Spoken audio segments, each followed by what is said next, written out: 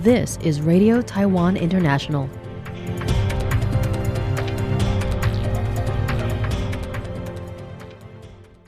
Welcome to the news on Radio Taiwan International. I'm Amber Hatfield, coming to you from Taipei, Taiwan. We begin with a look at today's top stories for Tuesday, August 5th.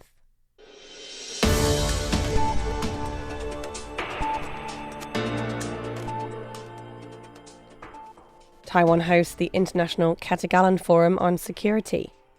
Democracies must resist Beijing and stand with Taiwan, says former UK Prime Minister Boris Johnson.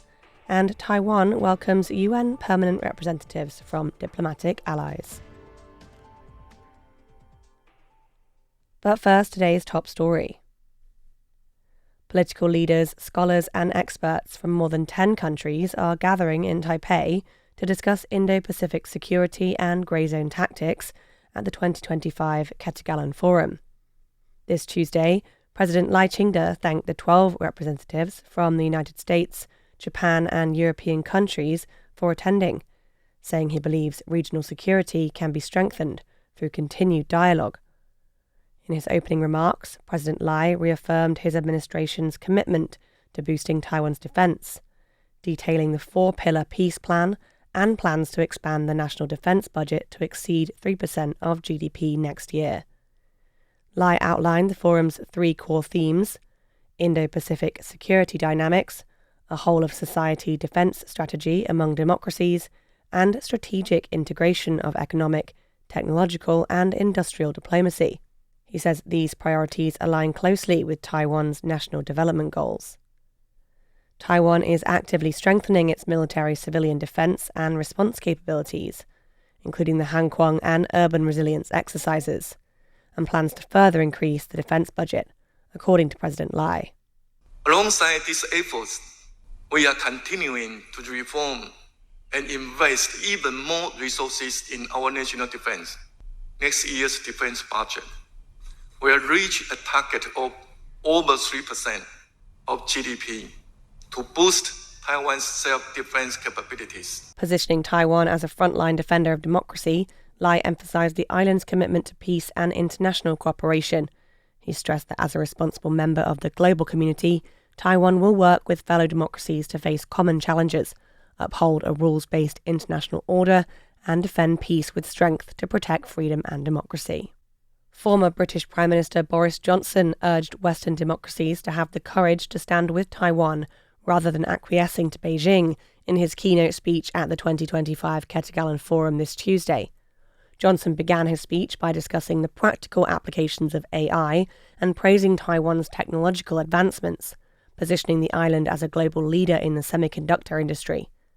Taiwan is just trying to maintain the status quo and defend democracy and freedom, explained Johnson, who added that the PRC is trying to bully Taiwan through their use of military ships and aircraft to intrude on Taiwan's waters and airspace, and even threatening to forcefully invade. Johnson expressed confidence despite this, stating that Taiwan's love of freedom cannot be destroyed, and expressing his belief that China will face a series of events beyond its control should it try to change the status quo through force. Johnson also urged Western democracies such as the United States and the United Kingdom to develop clearer and more resolute responses. As China intensifies its pressure on Taiwan, I hope that we all, the West, America, the UK, all Europeans, will have the courage not to tiptoe away, not to be cowed by our desire to be deferential to Beijing, but to stand with Taiwan and to deepen our economic partnership. That's what we need to do right now as the pressure intensifies. The former Prime Minister reiterated his support for Taiwan, saying that the best reason to stand with Taiwan is its shared values of democracy and freedom. A 6-member delegation of UN permanent representatives from Taiwan's diplomatic allies arrived on Monday. The group is scheduled to call on Vice President Xiaobi Kim and meet with relevant government ministries on issues of concern within the UN system, according to the Foreign Ministry. Members of the delegation include Guatemalan Permanent Representative Ambassador Jose Francisco Calitze, Haitian Permanent Representative Ambassador Anne-Catherine Lasegue, and Marshall Islands Deputy Permanent Representative Samuel K. Lanwy Jr., along with their spouses.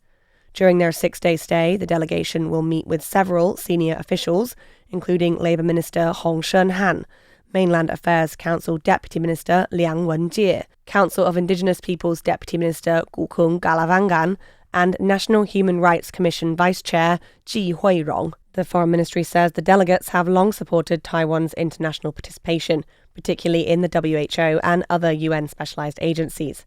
It says this trip will not only provide the opportunity for the group to learn more about Taiwan, but also provide relevant ministries and agencies a better understanding of the operations of the UN system. The Interior Ministry recently finalised amendments to regulations stipulating that Chinese residents applying to live in Taiwan must submit proof that they have never applied for, held, or have abandoned their Chinese passport. This evidence would need to be submitted in addition to proof that they have renounced their Chinese household registration. The changes come as part of President Lai Ching-te's 17 major strategies to combat national security and United Front threats. However, legislators are divided on its implementation.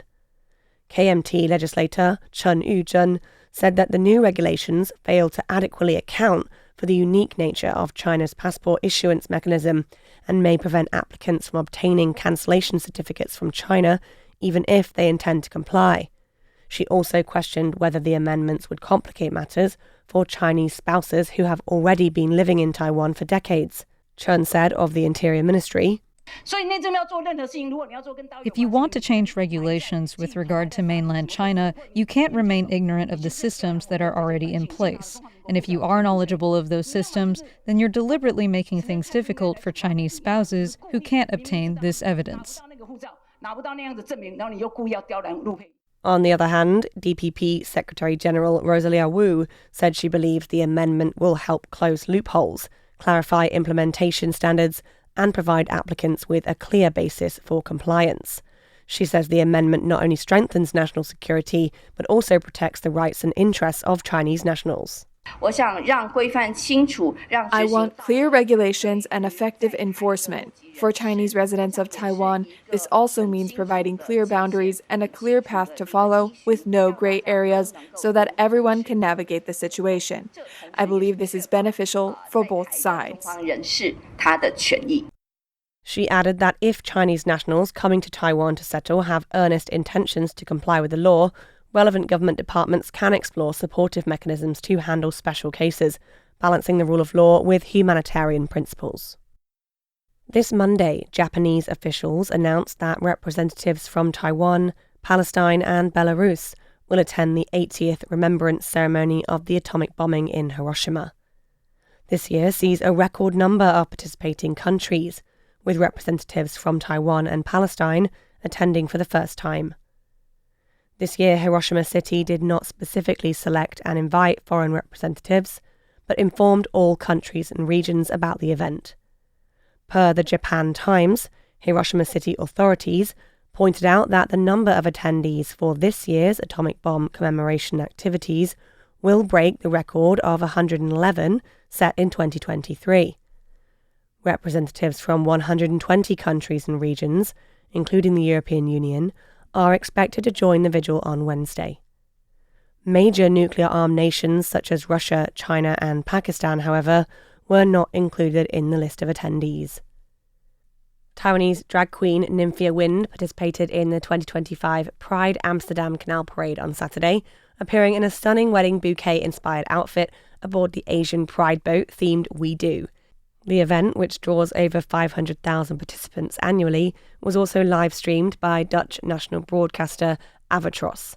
In a press release on Monday, Taipei's representative office in the Netherlands said Nymphia's presence was made possible through joint efforts with the Taiwan Cultural Centre in Paris and Asian Pride Amsterdam. Their goal was to highlight Taiwan's commitment to marriage equality, diversity and inclusion. Thanks for joining me for the news. I'm Amber Hatfield. Stay tuned for another 50 minutes of English language features brought to you by Radio Taiwan International.